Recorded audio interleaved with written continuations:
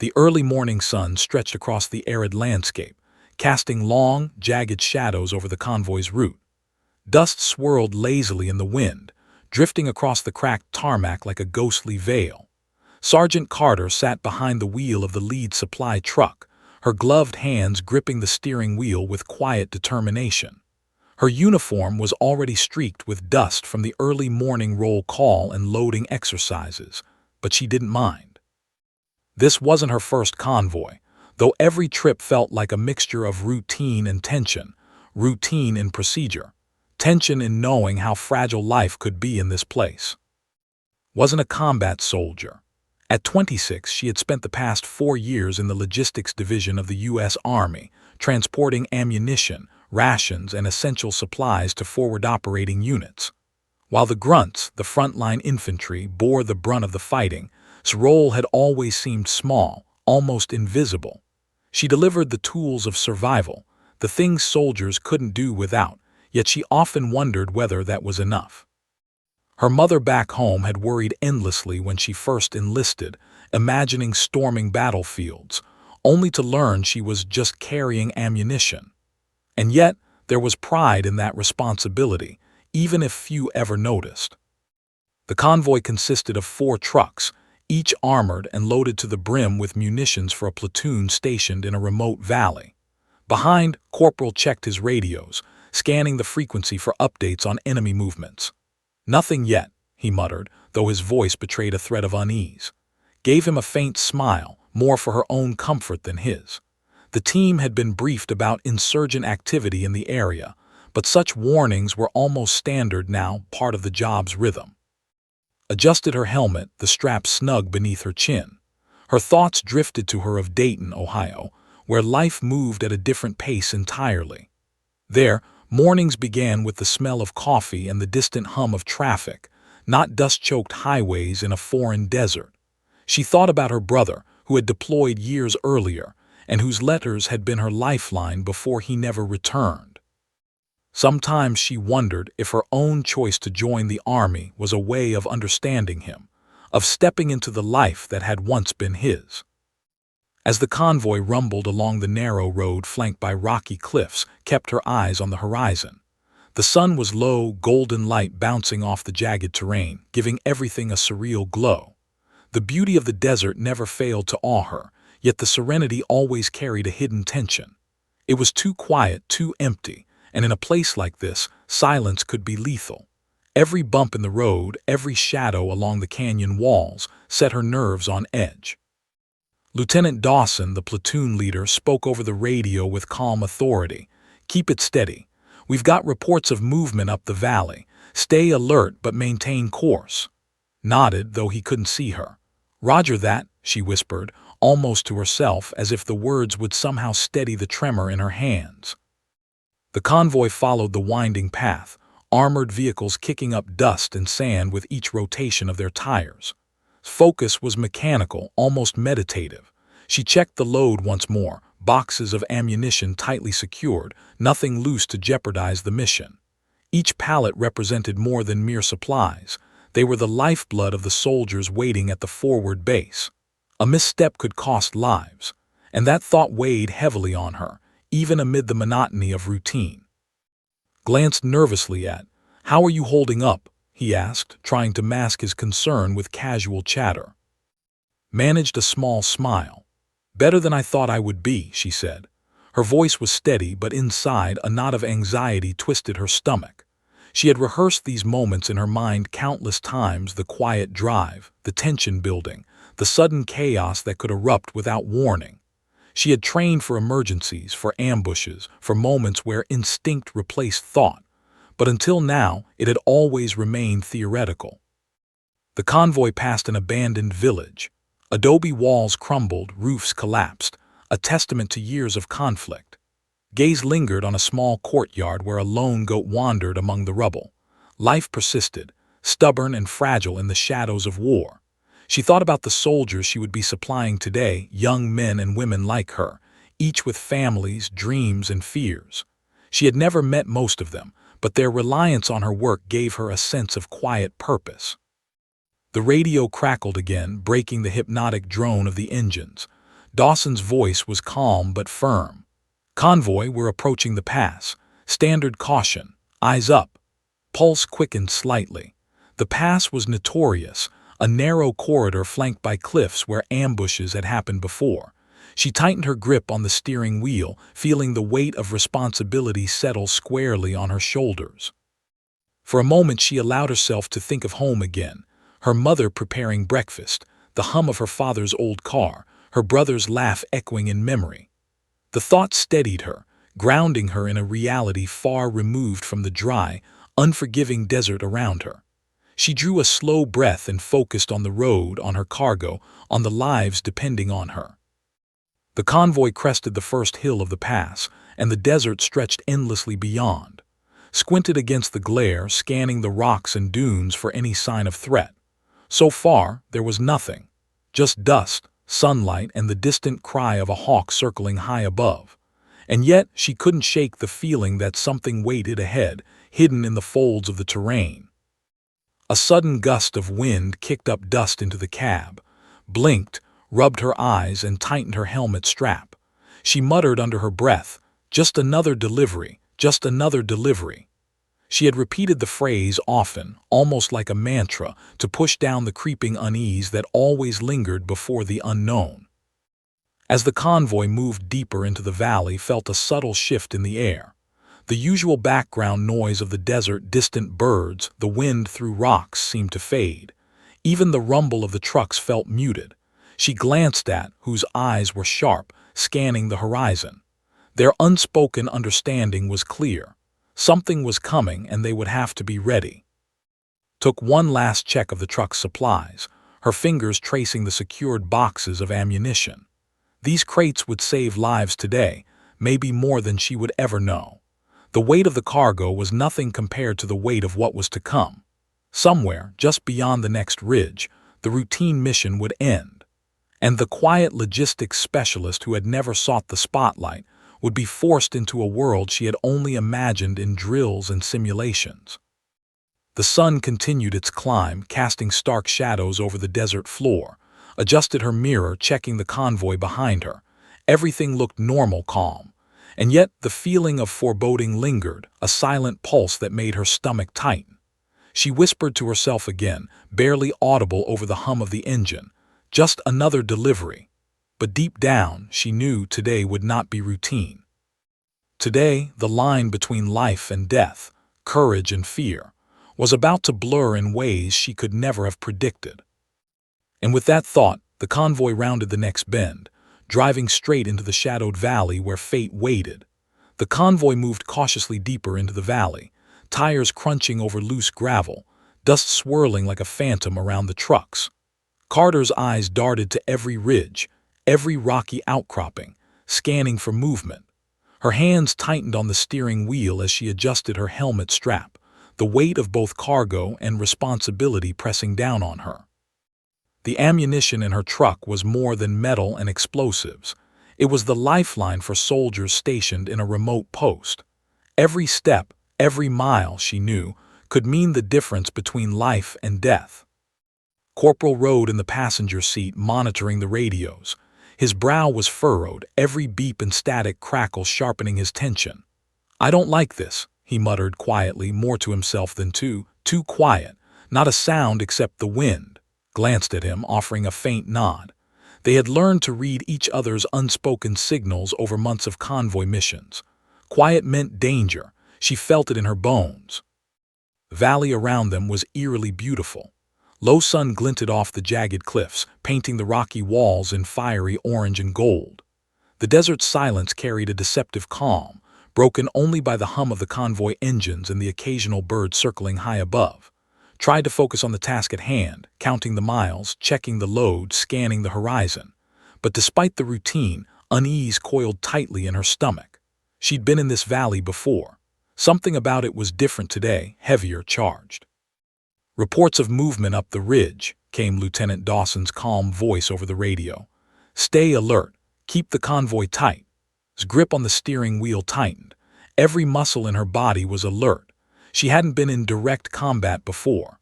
Her job was to deliver supplies, not face danger. But the thought of her team, all relying on her, pushed fear aside, replacing it with a focused clarity she didn't know she possessed. His mind drifted briefly to home, a dangerous habit in times like these. She thought of Dayton, Ohio, her mother bustling around the kitchen, the smell of coffee, the comfort of a quiet life far from dust-choked roads and distant gunfire. And she thought of her brother, lost to war years ago. She had always wondered if joining the army was a way to understand him, to step into the life he had once led. The thought was fleeting but grounding. The convoy approached a narrow pass. The cliffs closed in, the road barely wide enough for two vehicles side by side. Slowed slightly, eyes scanning for signs of insurgent traps, tripwires, suspicious rocks, anything out of place. His voice broke her focus. "Did you see that?" he whispered, pointing at a cluster of rocks on the ridge. Squinted, a shadow flickered. "Maybe a goat," she replied softly, but her voice lacked conviction. Something moved, deliberate, watching. The lead truck, driven by Sergeant, was a few hundred feet ahead. Followed the protocol, maintain distance, keep formation tight. Every routine step felt amplified in the tense silence. Dust rose behind her truck, settling in swirls around the convoy like the exhale of a ghost. Heartbeat quickened. She wasn't used to fear controlling her, but she knew fear had a purpose. Focus. Broke the silence again, voice low. "All quiet behind us," nodded, glancing into the mirror. Their convoy was intact, but the emptiness of the valley unnerved her. She tightened her jaw. "It's too quiet," she muttered to herself. The words hung in the cab like a warning. In the desert, silence was the prelude to chaos. The road narrowed further. Dust clung to their tires, reducing traction. Adjusted her speed, careful not to jostle the cargo. Each box of ammunition felt heavier with every turn, each mile bringing them closer to the hidden threats that lurked just beyond sight. Dawson's voice crackled again, issuing reminders and orders. Felt comfort in his calmness, even as anxiety coiled. The convoy was a living organism, each truck, each soldier a vital part. One mistake, one moment of hesitation, and the entire line could fall. Caught herself holding her breath as a shadow passed along the ridge to their left. Her training took over, instincts sharpening. She moved her hand to the rifle resting beside her seat, a habit she seldom indulged. Today, it felt necessary. She wasn't a combat soldier, but every moment in the desert taught that danger could arrive unannounced. She whispered quietly, "Stay calm, just another delivery." But she knew deep down this time it wouldn't be routine. Memories of her first convoy in Afghanistan flashed unbidden. Back then, she had been nervous, uncertain, relying entirely on procedure. She remembered the sense of pride that came with completing a mission without incident, the relief of returning to base safe. But now, the tension felt different. There was anticipation in the air, a weight that she could not shake. The desert seemed to watch them, patient and silent, waiting for the perfect moment to strike. Leaned over, checking the rear radio. "Movement on the ridge again," he murmured, voice tight. Eyes narrowed, scanning the rocks. A pair of figures, camouflaged against the stone, darted behind boulders. She felt her pulse quicken but did not panic. Her mind catalogued options, paths of escape, lines of fire. It was only routine training drilled into her during exercises, but suddenly every scenario felt real. Every instinct mattered. The convoy's pace slowed as the pass narrowed to barely more than a single lane. His truck creaked and rattled under the weight of ammunition. Every bump in the road, every rock, seemed amplified in the tense quiet. She could feel the eyes of the desert on her, the hidden enemy waiting, patient. Her stomach twisted with a mixture of fear and determination. She wasn't just a driver today.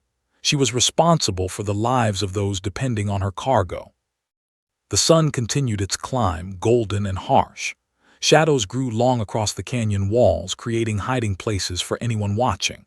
His heart thudded in her chest, steady but tense. She adjusted her seat, hands gripping the wheel, eyes scanning every ridge, every shadow, every rock. The radio crackled again, Dawson reminding them to maintain formation, stay alert. Nodded, though he couldn't see her. The words were redundant. She was already alert, every nerve on fire. Ahead, the pass tightened further. The rocks seemed to close in, the dust rising in lazy plumes from the convoy's tires. felt a bead of sweat run down her temple. She could taste it, metallic and sharp.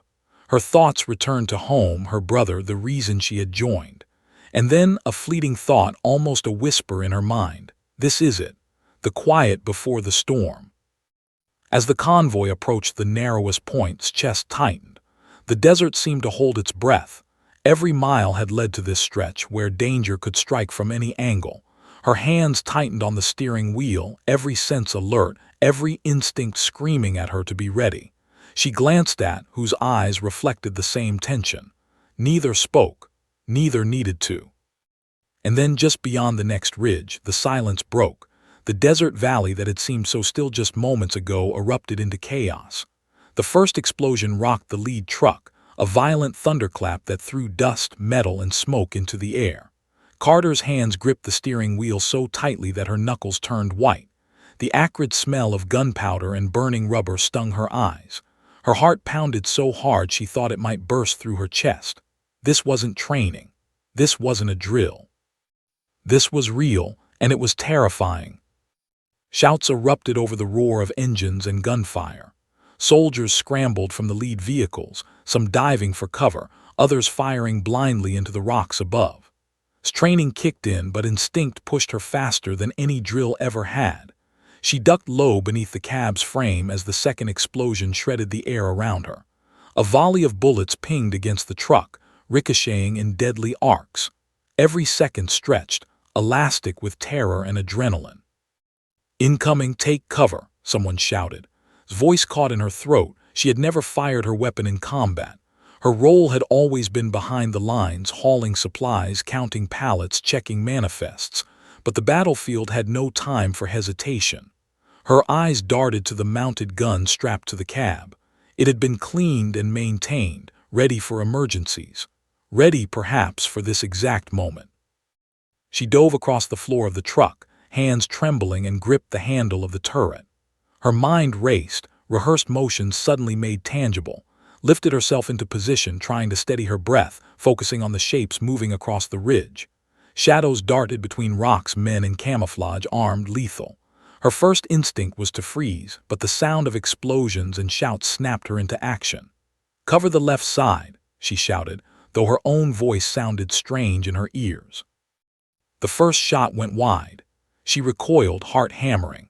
The second shot found its mark and a figure fell behind a boulder. Stomach twisted, an unfamiliar mix of horror and relief. She couldn't dwell on it. Bullets struck metal around her, the roar deafening, dust choking her lungs.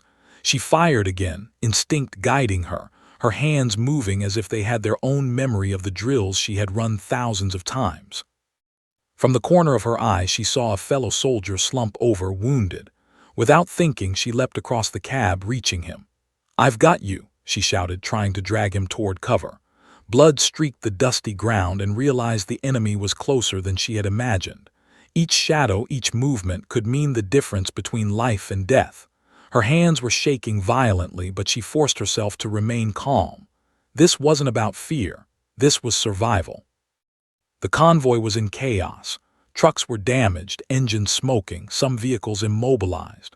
Spotted Dawson lying on the ground, grimacing, clutching his leg. She had no time to panic.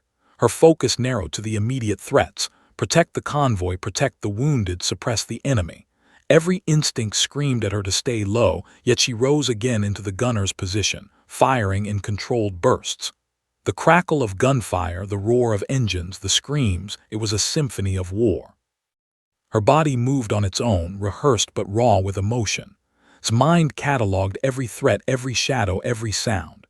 She communicated through shouts and gestures, directing survivors toward cover. "Left flank, get behind the rocks," she yelled. "Cover the rear." Her voice was steady, surprisingly confident even as the world around her exploded into chaos. For the first time, realized she was not just a logistics specialist. She was a soldier, whether she had sought it or not. Hours, or what felt like hours, passed in a blur. Bullets tore through metal, rockets whined overhead, and explosions turned the valley into a maelstrom of noise, dust, and fire. Fired relentlessly, reloading under the pressure of heat and fear, her arms trembling with exhaustion. Every breath was ragged, every heartbeat a drum of survival. She felt pain in muscles she hadn't known existed, burns from the metal, scratches from debris, but she kept moving, kept firing, kept guiding. At one point had to pull back to tend to a soldier who had been hit in the shoulder. She crawled through the dust, the smell of gunpowder thick in her lungs. "Hold still," she whispered, pressing a field dressing to the wound. His eyes met hers, wide with terror and trust. In that moment, realized that courage wasn't about being fearless. It was about acting despite fear, about protecting others when survival seemed impossible. Through it all, the enemy tried to press their advantage, but's focus never wavered. She spotted a movement along the ridge, a sniper aiming at the convoy. Heart racing, she adjusted her aim and fired, the recoil jolting her back, and the figure fell. Relief washed over her briefly, but there was no time to savor it. Each second could bring another threat, another life at risk. The reinforcements arrived just as night fell, the roar of their engines cutting through the chaos like a promise of salvation. Slumped over the gun, exhausted, dust and sweat streaking her face, hands shaking violently. The valley was quiet again, but only because the attackers had retreated. She barely noticed the adrenaline leaving her system. Dawson, wounded but alive, stumbled toward her. "Carter, you did it," he said weakly, voice hoarse. Nodded silently, unable to speak, still processing what had just happened. The convoy, battered and bloodied, was intact. Lives had been saved, but the valley bore the scars of battle, twisted metal, scorched earth, and the faint, lingering echoes of chaos. Stepped down from the turret, hands trembling, knees weak. She looked around at her fellow soldiers, many shaken, some in tears, others quietly tending to the wounded. She had been thrust into a role she never imagined, yet she had performed it. Somehow, against all odds, she had survived. Alone for a moment, sat beside the cab, staring into the thickening dust. The adrenaline had faded, leaving a hollow ache in its wake. She thought about the lives lost, the shadowed figures she had shot at, and the surreal nature of what had just occurred. She had been just carrying ammunition, and now she had carried her team through hell. Somewhere in the distance, a helicopter's rotors whirred, carrying reinforcements and medics into the valley. Felt their arrival like a fragile lifeline, proof that the world beyond this hellish valley still existed. Yet, despite relief, a strange sense of disorientation settled over her. She had survived, she had acted, and she had changed. Forever. Her hands rested on her knees, still shaking as the dust settled around her. The valley was eerily silent now, the echoes of explosions fading into memory. She whispered, barely audible, "I did it. I survived." But even as she said it, knew that this was only the beginning.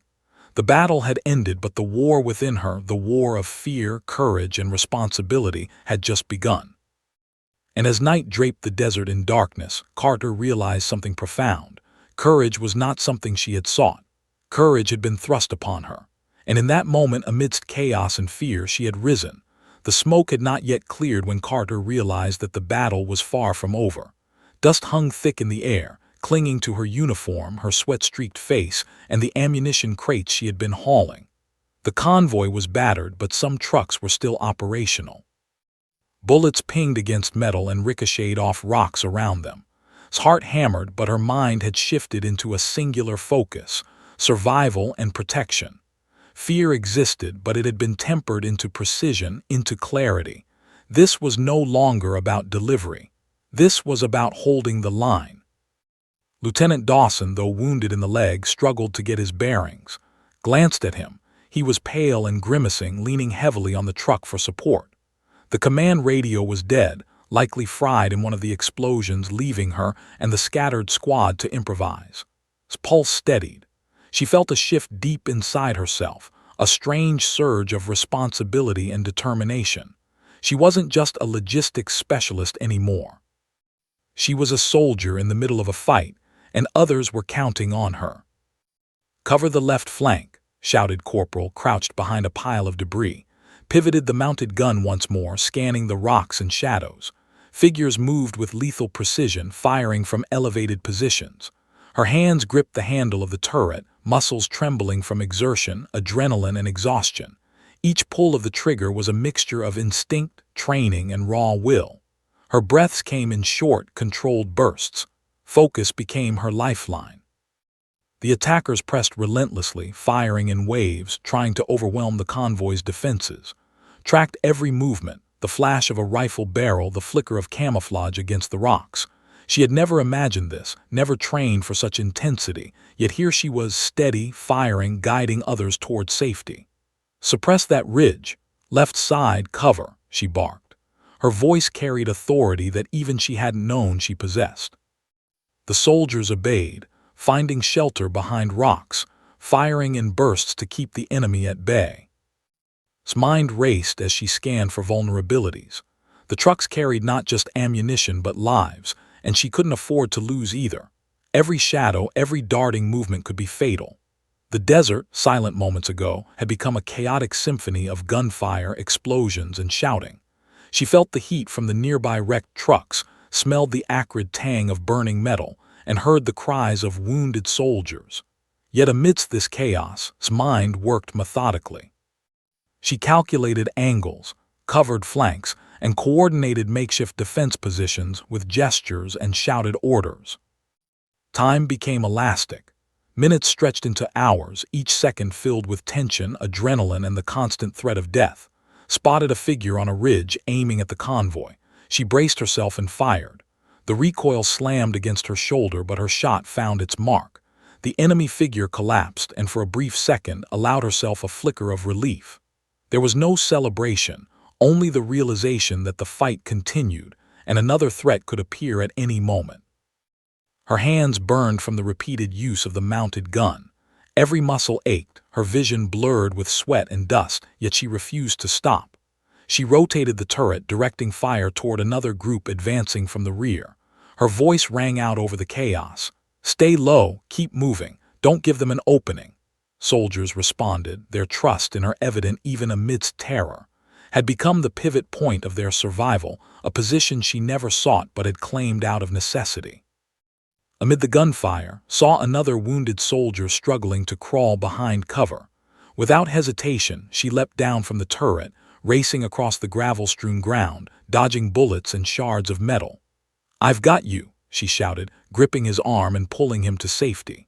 The momentary fear and adrenaline made her stomach churn, but she didn't falter. Each life she saved reinforced a sense of purpose, a clarity that surpassed fear. Courage, she realized, was not the absence of fear, it was action in its presence. The convoy's position was gradually stabilizing, though the cost had been high. Trucks were dented, wheels shredded, metal scorched by explosives, yet its leadership, improvised, instinctive, and fierce, had prevented total disaster. She guided the remaining soldiers to fortify positions behind trucks and rock outcrops, creating a defensive perimeter. Every motion, every instruction carried weight. She was exhausted, limbs trembling, lungs burning, but she couldn't stop. Survival depended on persistence, on resolve. Dawson attempted to rise, leaning heavily on a piece of debris, moved to support him. "We're holding," she said, her voice low but steady. "The rest of them are alive because of what we're doing now." He nodded, the fatigue and pain etched across his face. Around them, the valley echoed with the last murmurs of gunfire as the attackers began to withdraw, realizing the convoy would not break. Eyes followed the retreat, her body shaking from exhaustion, yet she remained alert, knowing danger could return. Her breathing was ragged, chest heaving with effort, but she found a strange sense of calm. The chaos had clarified something within her. She could act under pressure, make decisions that saved lives, and lead even when unprepared. Her previous self, the logistics specialist who only carried ammunition, had transformed in the crucible of battle. The line between ordinary and extraordinary had blurred, revealing courage she had not known existed. Night began to fall over the valley, the shadows stretching long across the dust-choked landscape. Allowed herself a brief moment to sit, leaning against the truck. The adrenaline was fading, replaced by exhaustion and the weight of what had transpired. Soldiers moved quietly, tending to the wounded, repairing damaged trucks and checking ammunition. Eyes swept across the valley, twisted metal, scorched earth, and the faint, lingering echoes of chaos. The battle had been brutal, but they had held the line. As the first stars appeared in the desert sky, Carter understood that she had changed irreversibly. Courage had been thrust upon her, tested in ways she had never imagined. She had acted decisively, instinctively, and fiercely, saving the lives of her comrades. The battlefield had stripped away fear and doubt, revealing a core of strength she hadn't known existed. She had been just carrying ammunition, but now she was the spine of survival, the fulcrum around which her team had held firm against impossible odds. Allowed herself a long, shuddering breath, eyes scanning the valley one final time before letting the tension drain. The convoy was alive, battered, but intact. Her hands, once trembling, now rested with a quiet steadiness on her knees. The valley, silent again, seemed to acknowledge the survival of the living, yet the cost was evident. Would carry the memory of this day for the rest of her life, etched into her mind like scars on the earth. In that fading light, realized something fundamental. Courage is not glamorous. It is painful, exhausting, and terrifying. Yet it exists, sometimes unexpectedly, in ordinary people thrust into extraordinary circumstances. She had been one of those people. And though the battle raged no longer, Carter knew that the war, the internal, personal struggle with fear, responsibility, and courage, had only just begun. The sun rose slowly over the valley, its golden light spilling across the wreckage like a reluctant blessing. Dust still lingered in the air, caught in the warm beams, and the acrid scent of gunpowder and burnt metal clung to everything. Carter sat on the edge of her truck, arms wrapped around her knees, staring at the scene before her. The battlefield was eerily quiet, almost surreal, as if the night's chaos had been a dream. But the charred vehicles, the scorched earth, and the scattered belongings of her fellow soldiers were painfully real. Her uniform was streaked with dirt and blood, her face smudged, hair clinging damp to her forehead. Hands trembled, not from fear anymore, but from exhaustion, adrenaline finally giving way to the sheer weight of survival. Around her, soldiers moved like ghosts, tending to the wounded, checking their weapons, and salvaging what could be salvaged from the convoy. Silence hung over them, broken only by the groans of the injured and the occasional shuffle of tired feet. His gaze fell on Dawson, her lieutenant, sitting against a rock with a torn sleeve and makeshift bandage on his leg. His face, pale and drawn, looked up at her with a weak smile. "You saved us, Carter," he whispered, voice hoarse from the smoke and shouting of the night. Opened her mouth to reply but found no words. How could she explain the storm of fear and instinct, of horror and resolve that had surged through her in the past hours? How could she measure her actions against the lives they had preserved? Corporal approached, dragging one of the less seriously wounded soldiers to safer cover. His eyes were wide, haunted, yet there was something unspoken in his glance at respect, perhaps awe. She realized slowly, with a shiver that ran through her, that the others were seeing her differently now. She wasn't just the logistics specialist, the ammo carrier who had always been behind the lines. She had led, acted, and saved lives. And somehow she had done it without realizing the transformation she had. The convoy had suffered losses. Trucks were damaged beyond repair, supplies were ruined, and a few soldiers had not survived. Forced herself to look away from the bodies, focusing instead on the living, guiding those who could still move toward safety. She helped carry ammunition, checked weapons, and offered quiet words of reassurance. Every action felt mechanical at first, born out of training, but gradually noticed the subtle ripple of morale her presence seemed to bring. They were tired, scared, and bruised, but alive, and for now that was enough. A helicopter's rotors cut through the morning air, bringing medics and reinforcements. Stood and waved them in, relief washing over her like a tide. The sound of the engines, once a distant hum, now felt like salvation. Soldiers who had been pinned down scrambled toward the landing zone, some dragging the wounded, others covering their comrades. Guided the movement, shouting directions with a clarity she had never known she could command. Her body ached, her lungs burned with every breath, yet she continued to move, compelled by a sense of responsibility that overrode exhaustion. As the medics triaged the wounded, his mind began to replay the events of the night. The explosions, the screams, the shadows of enemies moving across the ridge, each moment burned into her memory.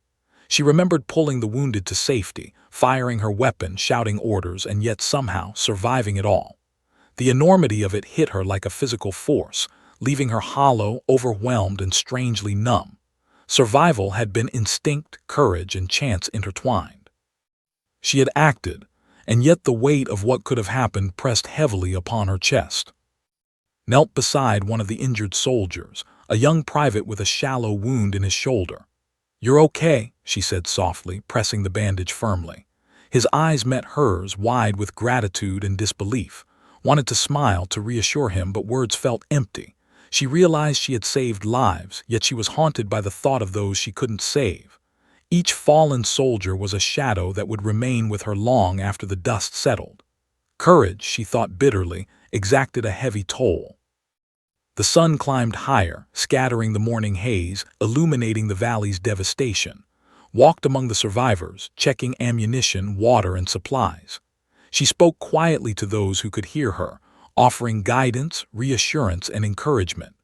The soldiers listened, some nodding, some too shocked to respond, but all aware that she had been the spine of the defense, the fulcrum around which their survival had revolved. Realized with a mixture of pride and disbelief that she had become something she had never expected, a leader forged in chaos. Later, when the convoy was stabilized and wounded soldiers were loaded onto helicopters for evacuation, found herself alone for a brief moment. She leaned against her truck, head bowed, breathing in the acrid air, and allowed herself to finally feel the weight of everything.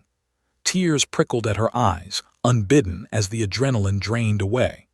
The reality of what had transpired, the lives lost, and the lives saved overwhelmed her. She had been just an ammo carrier, and yet she had carried something infinitely heavier, the survival of her team. Her thoughts drifted back to home, to Dayton, to her family, to her brother who had been gone for years. She imagined sitting across from him, telling him of the night she had faced death and emerged on the other side.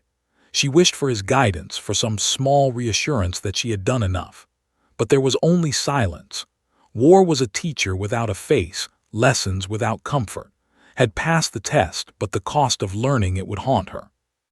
Dawson approached her, hobbling but steady, and placed a hand on her shoulder. "You did more than anyone could expected, Carter," he said, nodded, too exhausted to speak. The words felt both inadequate and overwhelming. She had acted out of instinct, training, and necessity, yet now the world seemed to see her differently.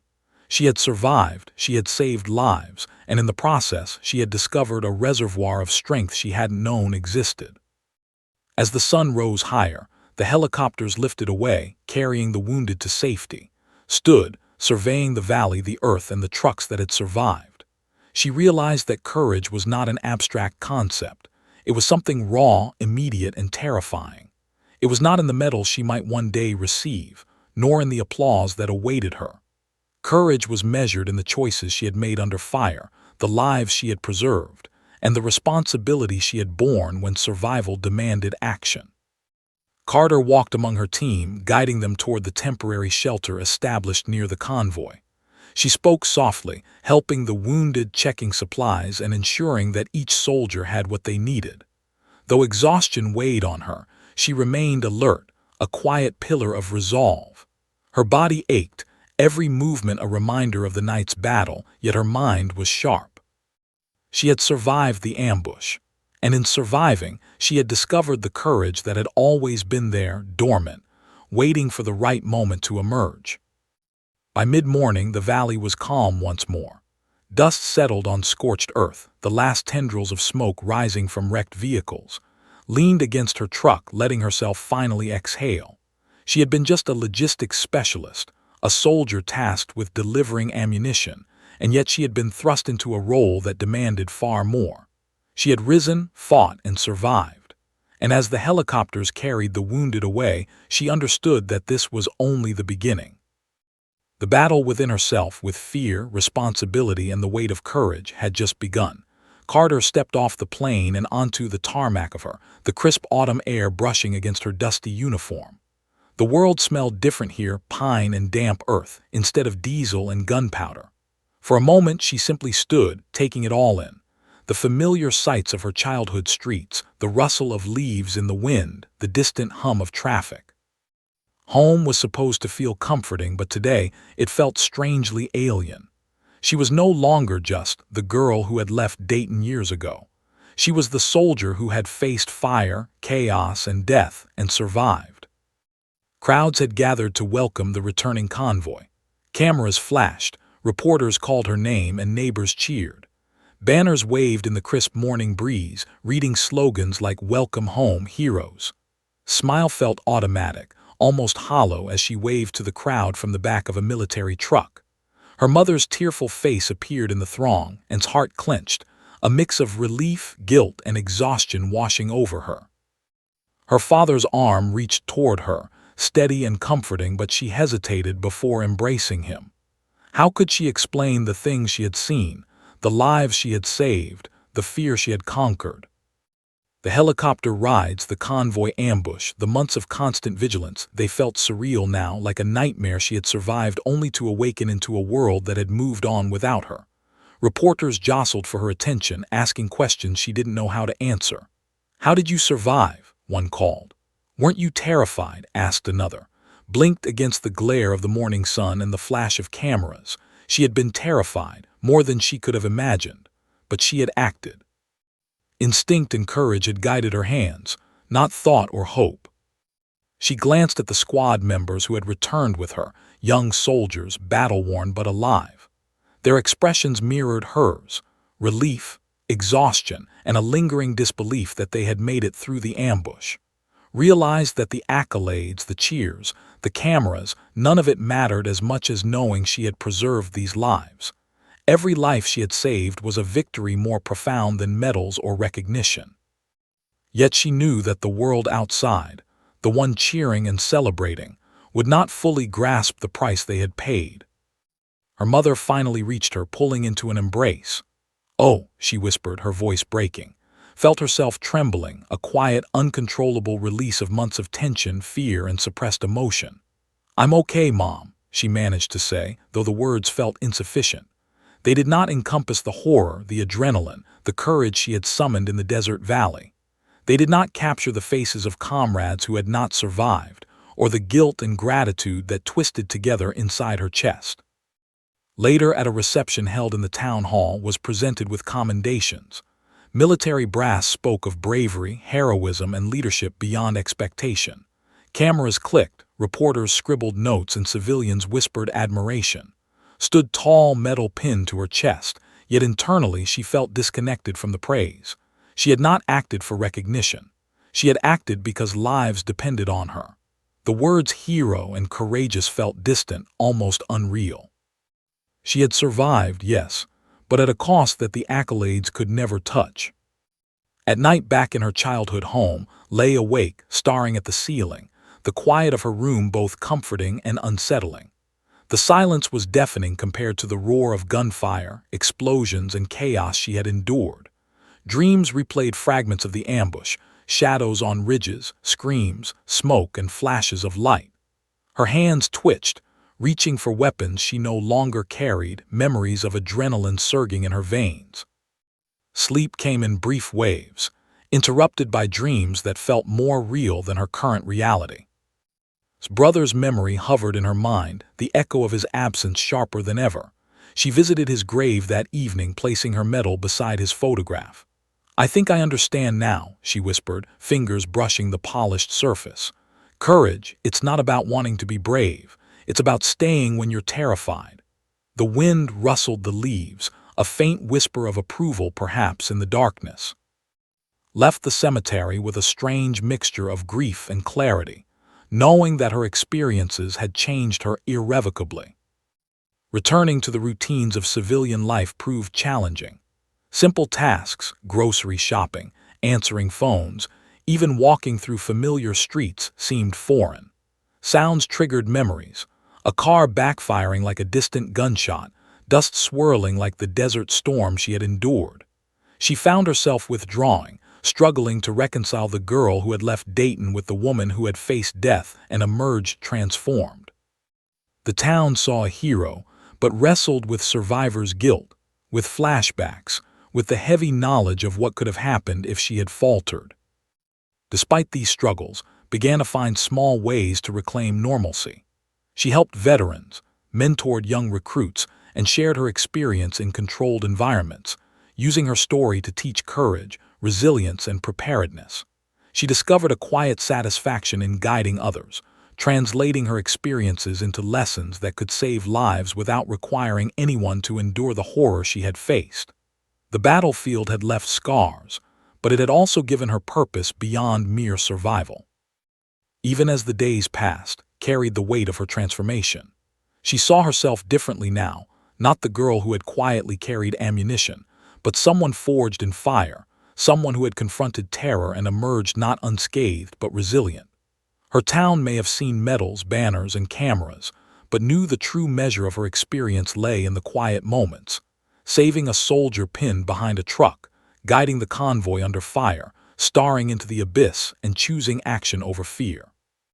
At home, finally allowed herself to breathe fully, to accept the gratitude of her family, the recognition of her town, and the quiet satisfaction of having survived when so many might not have. The road ahead remained uncertain, the memories, the nightmares, the internal battles would persist, but had learned that courage was not a single moment. It was a continuous choice, repeated every time fear threatened to paralyze. She had chosen courage once in the desert, and she would choose it again every day. By the time the autumn sun set, Carter had returned to the world she once knew, forever changed. She had left as an ordinary logistics specialist and returned as someone who had faced the crucible of war, confronted fear, and discovered a strength she never anticipated. The town cheered, banners fluttered, and cameras captured her image, but true victory was quiet and profound. She had survived, she had acted with courage, and she had learned the depth of her own resilience. The auditorium was packed. Soldiers in crisp uniforms lined the front rows, their faces solemn, reflecting the gravity of the occasion. Behind them, family members and civilians filled the seats, cameras poised to capture every moment. Carter stood at the podium, her medal gleaming on her chest under the bright stage lights. Her hands rested lightly on the edges, trembling slightly, not from fear, but from the weight of responsibility. Tonight was not about her. It was about all those who had survived, and all those who had not. As the applause subsided, took a deep breath. She gazed across the room, seeing familiar faces, her mother's tearful eyes, Dawson's proud nod, standing stiffly in the back trying to mask his emotion. The soldiers she had fought alongside sat quietly, a reminder of the night that had tested their courage and willpower. She thought of the shadows on the ridge, the explosions, the faces of those pinned down behind trucks. The memories were vivid, almost tangible. Yet she had to speak, had to give voice to the story of that night, to the courage that had emerged from chaos. "Good evening," began, her voice steady despite the tremor in her chest. "I stand here not as a hero but as one among many. Last night in the valley we faced a battle that none of us could have anticipated. Lives were tested, courage was demanded, and through it all we acted not for recognition, not for glory, but because it was necessary. Because our lives and the lives of those around us depended on it."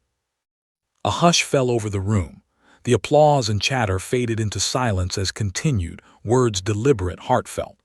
"I was just carrying ammunition," she said, her voice low. "That was my role, my responsibility. But when chaos struck, when the ambush came, I realized that courage is not something you wait to find. It is something you act upon. It is not the absence of fear, but the decision to move forward despite it." His gaze swept the audience. She saw the young faces of recruits, eyes wide with admiration and curiosity, and she knew they were searching for guidance, for understanding of what courage truly meant. "In the valley," she continued, "we were tested in ways none of us could have imagined. Some of us were wounded, some of us feared we wouldn't make it out alive. Yet each of us acted with purpose, with instinct, with a commitment to each other. That is what true courage looks like. Not the medals, not the applause, but the willingness to face fear, to protect those who depend on you, and to carry on when every instinct tells you to run." Her voice grew firmer, strengthened by the recollection of every split-second decision in the desert. "I want you to understand something. Courage is not reserved for the extraordinary. It lives in ordinary people, ordinary soldiers who are faced with extraordinary circumstances. It lives in the hands that pull a comrade to safety, in the voice that gives direction amid chaos, in the heart that beats despite terror. Courage is not the absence of fear, it is the triumph over it. Paused, allowing the words to resonate. She thought of the soldiers who had not survived the ambush, their absence heavy in the room even as she spoke. "We remember those we have lost," she said quietly, "and we honor them not with speeches, not with ceremonies, but with the continuation of their mission, with the preservation of lives, with the commitment to each other. Their sacrifice is a reminder of what is at stake and why we must carry forward, no matter how difficult, no matter how frightening the path may be." Her eyes met Dawson's across the room. He gave her a subtle nod, pride and gratitude clear in his expression. Felt a surge of emotion. She had faced death, had acted when survival demanded it, and now she was speaking for all those moments that could not be captured in photographs or headlines. "Tonight," she said, voice stronger now, "I speak not for myself but for every soldier who has faced fear and acted anyway. Every soldier who has held the line, carried the wounded, and persevered when the odds were against them. Their courage is what I witnessed, what I carry, and what I honor tonight." The room remained silent, the weight of her words settling over everyone present. Hands rested firmly on the podium now, steady, unwavering.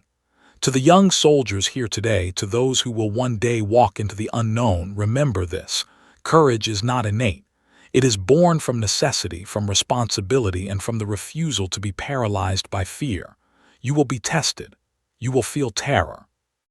But if you act with conviction, with clarity, and with care for those around you, you will survive and you will lead. That is the lesson I wish to share." She paused again, letting the silence speak. Cameras clicked, pens scribbled, but did not notice. Her mind replayed the desert valley, the ambush, the shadows, the bullets, the smoke. She remembered every decision, every instinctive movement, every life she had saved. And she realized with a quiet certainty that the speech was not just for the audience. It was for herself, a way to affirm the courage she had discovered within and to honor the soldiers who had fought beside her. Took a final breath, voice softer now but no less powerful. "Courage is not about glory. It is about action. It is about heart, responsibility, and the will to carry on when the world tests you. Remember that in your own battles, whatever they may be. And know that you are never alone. We act together, we survive together, and together we carry forward." The auditorium erupted in applause, long and heartfelt. Allowed herself a small, quiet smile. She knew the words alone could not capture the depth of what had happened, but they were a start. She had spoken for those who could not, for those who had survived, and for herself. The applause was loud, echoing off the walls, yet inside felt a calm she had not experienced since that first ambush in the valley. After the ceremony, walked off the stage, greeted by soldiers, family members, and officials. She shook hands, offered quiet words, and listened to stories of courage and survival. Every encounter reinforced the lesson she had lived. Bravery is not measured in medals or fame, but in the actions taken when survival and responsibility demand them. Had learned that lesson the hard way, and now she carried it with her as a soldier, as a citizen, as a human being. Later that night, in the quiet of her room, sat by the window, the city lights flickering below. She thought of the desert, the convoy, the faces of those she had saved, and those she had lost. Courage, she realized, was not a single act. It was continuous, enduring, and quietly transformative.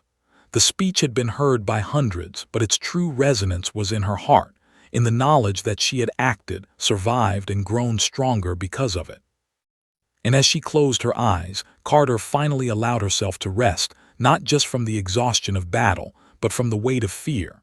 She had faced the crucible, found courage, and emerged not unscathed but unbroken. The road ahead was uncertain, as all roads are, but she knew this. The courage she had discovered in the valley, in the chaos, and in the hearts of those around her would guide her always. Years passed, but Carter's experience in the desert valley remained etched in her memory like a permanent scar, one that carried both pain and pride. She returned to civilian life, yet she was forever changed.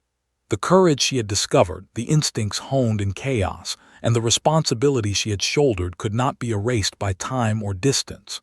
She carried them quietly, woven into the fabric of her everyday existence, guiding her decisions, her relationships, and her understanding of herself. Continued to work with the military, not in combat, but as a mentor and trainer for new recruits. She taught them the importance of preparedness, teamwork, and above all, courage. Her lectures were punctuated with vivid stories from her own experiences, never sugar-coated, never glorified. She spoke of fear, of hesitation, and of the moments when survival depended on instinct and action rather than hope. Recruits listened with rapt attention, inspired not just by her medal or accolades, but by the quiet authority in her words, a proof of lived experience that no textbook could convey. Back in Dayton, also became involved with veterans programs, working to help those struggling with the invisible scars of war. She met soldiers who had returned from conflicts abroad, haunted by memories that never faded, fighting battles within themselves long after the combat had ended. Recognized their pain, the flashbacks, the guilt, the sleepless nights, because she had lived it too, even if her own war had lasted only one night. She offered them guidance, empathy, and practical strategies for coping, helping to bridge the gap between survival and thriving after trauma. Even in her personal life, notice subtle changes in how she interacted with the world. She approached challenges with a calm decisiveness, a quiet assurance born from experience. She no longer feared the unknown because she had faced it in its most extreme form. She carried a deeper empathy for those in distress, understanding that courage comes in many forms: standing up for oneself, helping a friend in need, or simply moving forward when life feels overwhelming. Her identity as a survivor became inseparable from her identity as a mentor, a daughter, and a member of her community. Despite this growth, never forgot the night of the ambush. She often reflected on the soldiers who had not survived, their absence a constant reminder of the fragility of life and the stakes of bravery. She honored them in small, personal ways, leaving flowers at military memorials, participating in remembrance ceremonies, and writing letters to the families of those lost. These acts were quiet, unseen by most, but they grounded her and reminded her of the true meaning of courage: action taken not for recognition, but for the protection and honor of others. Also became a source of inspiration beyond the military. She was invited to speak at schools, universities, and community events, sharing her story of courage under fire. Her speeches were candid, emphasizing the human aspects of fear, leadership, and resilience. Students and young adults listened, captivated by the real-life narrative of a person who had been thrust into unimaginable circumstances and emerged stronger. Story became a lesson not just in survival, but in the power of responsibility, quick thinking, and moral courage. One autumn evening, years after her return, walked along the same streets of Dayton she had first come home to. The leaves crunched beneath her boots, golden and red in the fading sunlight. She passed the local school where she had once volunteered and now offered mentorship programs. Children waved at her, recognizing her from public talks, while adults nodded respectfully, smiled faintly, feeling a sense of peace she had not known in the months following the ambush. She had found a rhythm, a balance between past and present, trauma and growth, fear and courage. Family remained her anchor. Her mother often remarked on the calm confidence she now exuded, while her father respected her resilience and humility. Friends who had known her before the ambush were sometimes startled by the depth of her experience and the intensity that lingered beneath her quiet demeanor, yet remained approachable, warm, and deeply empathetic, qualities she had refined even in the crucible of war. Her relationships were strengthened by her experiences, as she had learned to value the fragility of life and the importance of connection. In quiet moments, reflected on what the ambush had taught her. Courage, she realized, was not a singular act but a habit of mind and heart. It was in choosing action over hesitation, responsibility over fear, and compassion over apathy. It was in the decisions that saved lives, the words that comforted the wounded, and the presence that reassured those in chaos. She understood that her story, while uniquely harrowing, carried universal lessons about resilience and human strength. Also dedicated herself to writing a memoir, a candid account of the ambush, her personal transformation, and the lessons she had learned. She wanted readers to understand that courage is accessible to anyone, not just soldiers on a battlefield. She detailed the fear, the chaos, and the moments of instinctive heroism, emphasizing the emotional truths of the experience rather than dramatizing it. Her goal was not fame, but the opportunity to teach, inspire, and offer insight into the raw human experience of facing danger and responding with integrity. Over time, Carter became a symbol of quiet heroism. Medals, awards, and honors marked her military achievements, but her enduring legacy lay in the lives she had influenced: soldiers, veterans, students, and everyday people who had learned from her story. Her actions in the valley, once just a single night of extraordinary courage, became a beacon of what it meant to rise above fear, take responsibility, and act with heart. The desert had forged her, but her community and her work allowed that courage to resonate far beyond the battlefield. Understood that the journey of courage was ongoing. Challenges, both external and internal, continued to arise. Memories of that night sometimes surfaced unbidden, stirring tension and reflection. Yet she met each moment with the same determination that had carried her through the ambush: clarity, empathy, and action.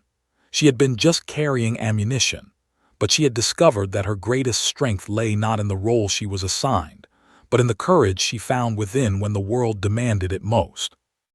In the end, Carter's story was one of transformation and legacy. From an ordinary soldier carrying supplies, she had become a leader, a mentor, a guide, and a symbol of human resilience.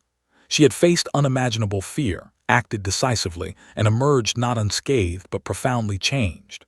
Her legacy was not the medals, the applause, or the speeches. It was the lives she touched, the courage she inspired, and the understanding she imparted about what it truly means to face fear and rise above it. And as she stood once more looking toward the horizon, knew that courage was not something that faded with time. It lived in the choices she continued to make, in the lives she continued to influence, and in the quiet knowledge that, no matter the challenge, she could face it, not as a hero defined by circumstance, but as a human defined by action, heart, and the enduring power of courage.